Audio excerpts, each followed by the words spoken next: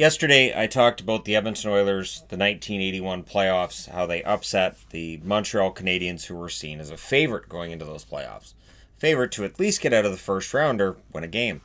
So 1982, they were seen as a favorite themselves. They're 48-17-5 that year. Great record. I mean, that's a fantastic record for the early 80s. Remember, there are no 3-point games, so that's 48 regulation wins. Now, the LA Kings, they only had 24. They had half the wins. They had 15 ties, 41 losses, 63 points going into the playoffs. There was no way they were going to give Edmonton any kind of trouble at all. But they did. This is the second of the Akbar series of this. I'm going to be looking over numerous series. Don't worry, I will get to a ton of series because odds are this may very well be a series of videos I'm doing going forward. Maybe until... who knows? Maybe until August. We just don't know, right? So, yeah. The LA Kings came into this series as heavy, heavy underdogs. But there was a narrative. There was a narrative around the Oilers of their defense isn't any good. They can't stop goals against. Yeah, they can score a bunch. And they could absolutely score a bunch. This was a team that scored at will. But this series didn't do anything to silence people who criticized their blue line or criticized their ability to keep the puck out of the net. So, game 1 at home in Edmonton is important. Now, the famous game in this series is game 3. The famous series is the miracle on the famous game in the series is the miracle on Manchester, but it's in the middle of the series. And it underscores just what was going wrong for the Oilers that had been going wrong going into that game and continued to go wrong after. So, game 1. In Edmonton, 1 minute and 35 seconds in, Glenn Anderson scores from Lowe and Curry. This is how it's supposed to work. They score early, they score often. There's a power play for the Kings. Steve Bozak scores from Jim Fox, Dave Lewis at 6 minutes. But it only stays tied for 16 seconds because these are the Oilers, right? So right off the face-off, Hughes, Rolston, 6 minutes and 16 seconds. And it's not a tie anymore. And then 20 seconds after that, it's Risto Siltanen scoring from Anderson and Gretzky at 6:36. 3-1. They get a power play. They score. Risto Siltanen with his second of that period. Second in 10 minutes. Second in a row. He scores from Gretzky and Curry at 9 minutes and 2 seconds. It is 4-1 in favor of the Edmonton Oilers. There's no way they blow this lead at home. Fox scores from Lewis to make it 4-2 at night, 14:09. And those goals in the last minute of periods, they matter. And the Kings score on the power play with 7 seconds left in that first period. It's Taylor from Simmer. So something I talk about a lot when I do the reviews at nights, which is these goals in the last minute, first minute, they do make a difference. They do change the momentum of the game. That's always been the case. So second period, it starts off, this game's a lot closer than it should be. The 4-1 leads become 4-3. The lead disappears when Doug Smith scores 3 minutes and 11 seconds into that second period. Then they get a power play and they score on it. It's Marcel Dion from Taylor and Murphy. That's Larry Murphy. Larry and Mike were both on the team. Now, the one evening up factor you could point at for the LA Kings when it came to the offense was the Triple Crown line of Marcel Dion, Charlie Simmer, and Dave Taylor. The line was absolutely fantastic. The problem was the depth behind them was seen as being nowhere near as good as Edmonton's. Just the offensive fantastic run that a guy like Gretzky could put on out there was way better than whatever Marcel Dion could do. That was the perception. And then during a power play, Edmonton does what they did back then, which was score shorthanded. It's Charlie Huddy at 13 minutes and 30 seconds. But during that power play, Marcel Dion restores the lead, with Taylor and Evans getting the assists at 14-17. And when I say restores the lead, he made it a 2-goal lead again. So, I believe tied ahead. No, he restored the lead. That's right. I'm trying to keep... It's hard to keep track. There's a lot. Daryl Evans then scored from Smith and Hopkins at 15 minutes. So with Evans getting a goal and an assist 43 seconds apart, he starts what would be a pretty solid run for him. We all know the name John Druce as being a playoff hero that never really quite did it during the regular season. I would actually throw out there, Evans was doing it before. This is 1982, and Daryl Evans had a really good series for the Kings. Lumley would make it close from Gretzky and LaRiviere at 17 minutes and 22 seconds. But again, in the last minute of the period, it's Evans from Bonar and Lewis at 1936. Daryl Evans continues what's an amazing game for him. So we go into the third period, and the Oilers are down 2. Gretzky scores from Anderson and Curry at 10 minutes and 20 seconds. 1 goal deficit. Less than half the period left. They can do this. Hagman, who's going to have a great career, from Messier and Siltanen at 12 minutes and 10 seconds. I believed that when I was a kid. I really believed in that. So it's a tie game. All they got to do is keep up the momentum. They don't. 2 minutes and 46 seconds later is Charlie Simmer from Taylor and Dion. There's that Triple Crown line, restoring the lead at 14:56. They pull the goalie. That allows Bernie Nichols to hit it from Fox at 19 minutes and 8 seconds. They allowed a goal in the last minute of each period. They lose the game 10-8. Mario Lessard, 25 saves on 33 shots. Grant Fuhr, 25 saves on 34 shots. This is one of those series that I look back on, and I remember as a kid, a lot of people praised Fuhr, and I didn't see it. I didn't see it at the time. And I get it, he's a Hall of Famer, but I didn't see it.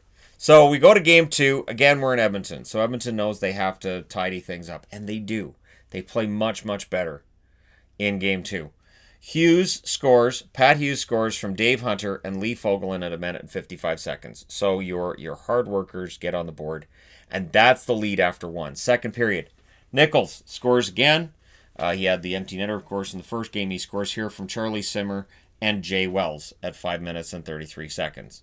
So that ties things up. And then Evans scores unassisted after that. So it's 2-1 for LA after 2. Third period, Jari Kurri scores from Huddy and Gretzky to tie the game up, get the fans into it, and we go to overtime. In said overtime, Gretzky, heroics from Gretzky, nothing new. He scores from Huddy and Lumley at 6 minutes and 20 seconds. And everybody kind of breathes a sigh of relief in Edmonton. They avoided going down 2-0 against the Kings and having to go to LA and win both. So Lessard makes 43 saves on 46 shots. Played very well that game. Fuhr played excellent, 43 saves on 45 shots. Mario Lessard was replacing Reggie Lemelin. Not a simple task. And Lessard had a couple of decent runs, but the Kings' goaltending was a problem during the 80s. I'm not going to lie. Game 3 in LA. Here's your miracle on Manchester. So for hockey fans, you know this story. We have to get through this to get to games 4 and 5. Game 3. Messier scores from Anderson at 10 minutes and 39 seconds. So there's your game 3 beginning. And then Gretzky scores on his own, shorthanded, at 19 minutes and 23 seconds. Last minute goal. 2-0 Oilers on the road. Silence that home crowd. Second period. Shorthanded. I told you, shorthanded, these guys were deadly. This is their third shorthanded goal in 3 games. Fogelin scores from Gretzky and Lowe at 43 seconds because even Lee Fogelin scoring shorthanded because why not? Lee Fogelin was as close to a defensive defenseman as you get with this team. Kevin Lowe could play that role as well. But Fogelin was more of the hard-nosed stay-at-home type, and this was a hard-nosed game. Siltanen would then score from Gretzky at 5 minutes and 15 seconds. There's a power play. Gretzky scores during that from Anderson and Gregg. That's Randy Gregg at 14 minutes and 2 seconds. Things look great. Coming out of the second period, it's a 5-0 lead for the Edmonton Oilers. So up 5-0. It's worthy of note, and I don't know how many of the highlight reel packages talk about this. There were 237 penalty minutes in this game. There were fights galore in this game. And the LA Kings weren't going down without a fight. Third period, 2 minutes and 46 seconds in, Jay Wells scores from Dion and Larry Murphy. No problem. Right? It's 5-1. It's too bad. Fuhr doesn't get the shutout. They'll be fine. They get a power play. They score on it. It's Doug Smith from Mark Hardy. I knew I was going to say Matt. I thought, right, remember Mark Hardy. And I knew it. I said Matt. Jerry Korab gets the other assist there at 5:58. I knew I was going to say Matt. Like, say Mark. Charlie Simmer then scores from Dean Hopkins at 14:38. That makes it 5-3. And then Mark Hardy scores from Bozek and Murphy. That's Larry Murphy again at 15:59. So it's 5-4. They get a power play late. So you get a power play late. Maybe you pull the goalie. But for the Oilers, all they have to do is hold on here. You hold on and you go up 2-1 in the series. You can end it in 4. Right? You can get a nice rest for whoever wins between Calgary and Vancouver. in the other series in the Smythe division. Nope. Steve Bozek scores from Hardy and Dion at 19:55. So Mark Hardy gets a few points in this game. That is a power play marker with 5 seconds left. Overtime. Now, Edmonton won the last game in overtime with Gretzky. So odds are the conversation going into the overtime was, okay, so who's going to be the hero for Edmonton? Probably Gretzky, maybe this young kid Messier, who's showing some offensive upside. Messier isn't even really a part of this so much yet. He's on the board, sure, but the points Messier puts up don't really show up until later on. It doesn't really need to. In the overtime, 2 minutes and 35 seconds is all it takes, and it's Evans. The John Druce comparison is there. Evans from Smith at 2:35, and it ends a game with 237 penalty minutes in it, with a 6-5 comeback win for the LA Kings. They were down 5-0 after second period. But the series is only 2-1. This did not end the series. And the Oilers can have a bounce back, right? Grant Fuhr, 46 saves on 52 shots, so they were outshot because Lassard made 31 saves on 36 shots. So again, it's not a tidy defensive game for Edmonton. And again, for people who want to criticize this team as not being good enough defensively, they've got plenty of fodder coming out of this game. Game 4 in LA. Early, 5 minutes and 27 seconds on the power play, Marcel Dion scores from Evans. Yes, Evans on the board again. Curry, though, would score from Gretzky and Fuhr at 10 minutes and 18 seconds. Keep the goaltender scoring in mind. So it's 1-1 after 1. Second period, Pat Hughes scores from Laurie Boschman and Kevin Lowe at 11 minutes and 40 seconds. So Laurie Boschman on the team. He had been acquired from the Winnipeg Jets. Added a little bit of something for the team that they felt they needed at the time. And he gets on the board there. And then Anderson scores from Curry and Gregg at 14:44. So it's 3-1 Edmonton after 2. And third period, they did a good job of shutting it down. This was not a game that featured a ton of shots. This was a good defensive game. Mike Murphy scores in the third from Evans and Larry Murphy at 8:44, but that's as close as the Kings get. Grant Fuhr, 23 saves on 25 shots. Again, game 2, excellent numbers for Fuhr. Grant Fuhr puts up excellent numbers in game 4.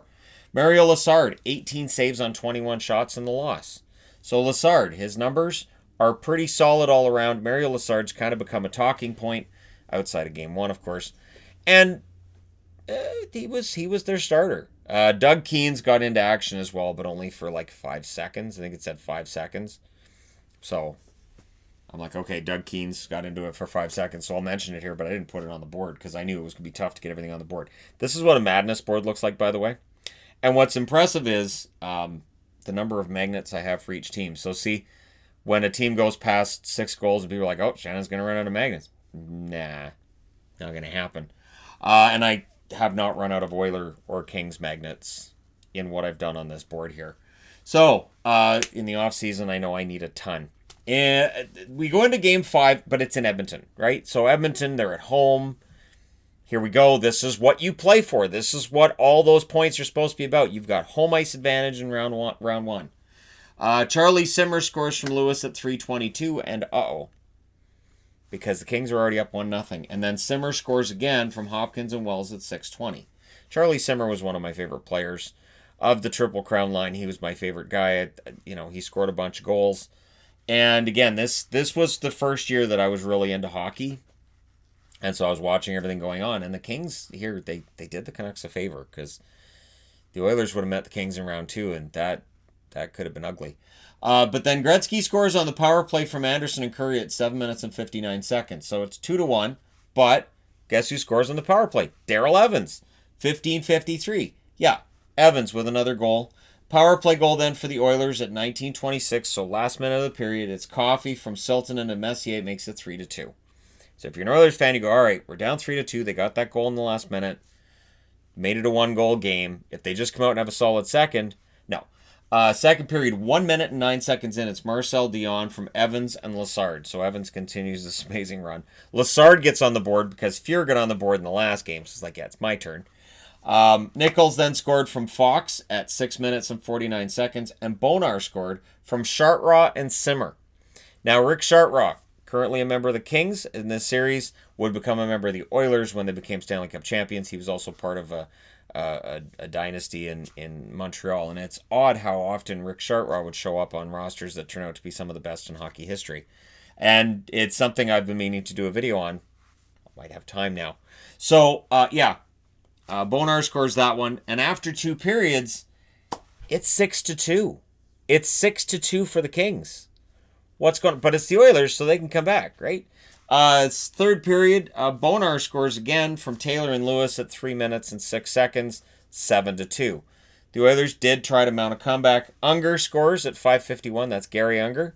And then Lumley scores from Coffey at 14:24. So Paul Coffey gets on the board. But that's as close as the Oilers get. The Kings stun the Oilers and their fans 7-4 in Game 5. We all remember the miracle in Manchester. This, to me, is more impressive than the miracle in Manchester. Not because I know there's a 5-0 comeback. What are you talking about? The Kings take control of the Oilers in Edmonton early, and they keep it. And honestly, it was 7-2 in the 3rd period. This was a decimation of the Edmonton Oilers, and it was damning for a team that wanted to say, hey, we can do this. We've got the offense to do it. And traditionalists said, no, you can't do it just with offense. And this series told them they were right. Lassard makes 40 saves on 44 shots. Fuhr saved 24 out of 31. So the Oilers outshot the Kings in this game. Doesn't matter. Lassard, great. Fuhr, again, was Grant Fuhr playing poorly in this series? Well, Grant Fuhr put up an .853 save percentage. Went 2-3. Lassard went 3-2 and put up an .872 save percentage. So again, you have a couple of defensive games in here, but mostly it's just pond hockey. It is absolutely crazy, wide open. Can't shut a game down hockey. Gretzky had 5 goals and 7 assists for 12 points in this series. Darrell Evans, 5 goals, 5 assists, 10 points in 5 games in the series. And Marcel Dion, 4 goals, 3 assists, 7 points. And again, they did lose round 2 against Vancouver in 5. But before they got knocked out by the Canucks, they did them a favor by knocking out the Oilers. So, 1982, the LA Kings came up big against the Edmonton Oilers in a series that I don't think any of us saw coming. But there you go. Let me know your thoughts in the comment section below as always. Don't forget to hit like and subscribe if you're browsing your way through. You just happened upon this video. And hey, thank you guys so much for watching, for all your support. I will talk to you again soon.